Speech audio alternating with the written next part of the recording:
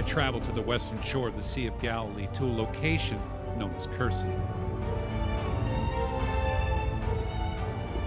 A 5th century Byzantine church was once here that also acted as a monastery where monks lived and prayed at a site they considered holy.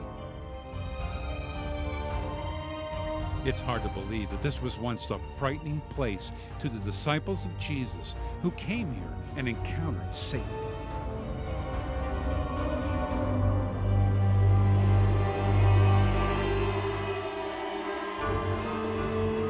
As the epitome of all that is evil, Satan had access to legions of demons that numbered a third of the angels in heaven. Satan could tempt and motivate spiritual and physical forces with his arsenal of lies, slander, and deceit. So what did Jesus experience when he encountered this evil on earth? And how did he feel facing off with his longtime adversary, Satan? Jesus got off the boat with his disciples, and he was greeted by a demon-possessed man. It's the most famous demonic encounter Jesus had faced. They had to be frightening for those who were unfamiliar with the spirit world. That's why I've come here. The story of the demon-possessed man found in Mark probably occurred in this area. It is a land that's considered by many to be out of the Holy Land. It was different not only geographically, but also in the term of who lived here. Jews were from the Jordan River and to the west, maybe a little bit to the east, like Bethsaida, but here were others. And for those people, the Jews of the time, including Christ, the others were people that one should avoid getting in touch with because they are not pure. The Bible text reads that a man ran up to them. He lived in the tombs and had a strength that broke chains. And he cut himself with stones, and he wailed and cried in the hills all night. When Jesus arrived, the man fell before them, and the demons inside introduced themselves to Jesus as Legion, for they were numerous. They asked to be cast into a herd of pigs. Those pigs stampeded and threw themselves into the sea.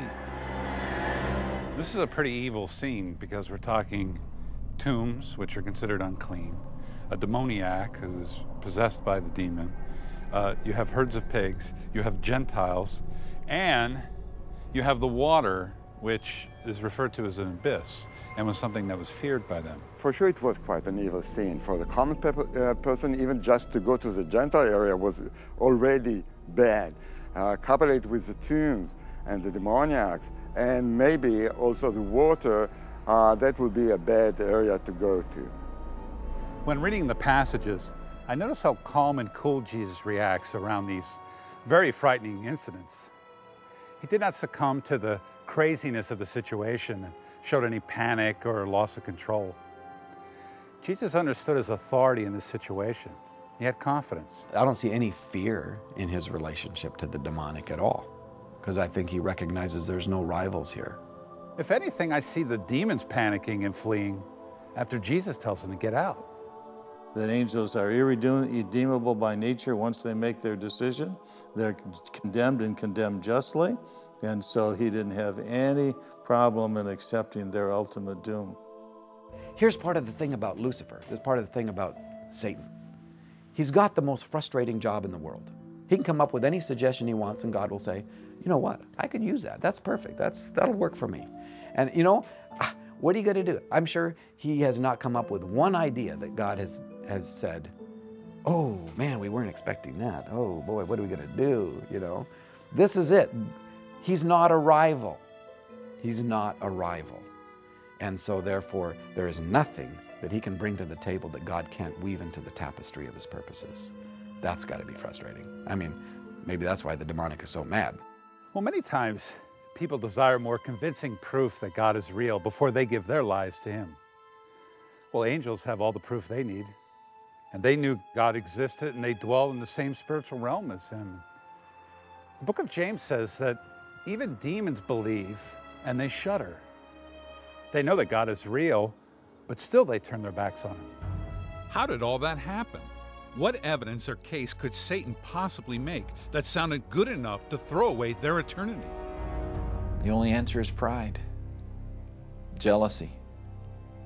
They want to be higher than he is. That was Lucifer's temptation according to the Bible, that he, the most beautiful of the stars, was jealous and wanted to be the greatest star. So I think the angels just didn't feel important enough. And so Lucifer, who set the pace for the rest, would rather be without God than be second place to God. If Satan is the epitome of pride, then Jesus must be the antithesis of pride, humility. And I see that humility in the way he reached out to the demon-possessed. While society cast the demon-possessed out of their towns, Jesus traveled to them no matter where they lived. He didn't let borders stop his compassion for others. How were the sick and the demon-possessed treated in that time? It seems for the people then that there is no hope to cure them. And since they were really possessed by demons, you better not be in touch with them. And many of them would be expelled out of the community and had to find a way to survive on their own. He focuses on the humanity that he has created and the rescuing of them. I see compassion in everything he does. Jesus did not like to see the innocent suffer, and he exhibited his power to see his people released. Every exorcism was an act of love, saving the innocent from the guilty. I think God is disappointed anytime anybody settles for second best and tries to strike out on life without God. And again, I think that's what sin is, to disobey or disregard God. Sometimes we know what he says and we just defy it. Sometimes we just say, I'm going to lead a life without God. And that's what Satan was, that's what Lucifer tried to do. It's what we try to do, is lead a life without God, a godless life. And yeah, that breaks God's heart.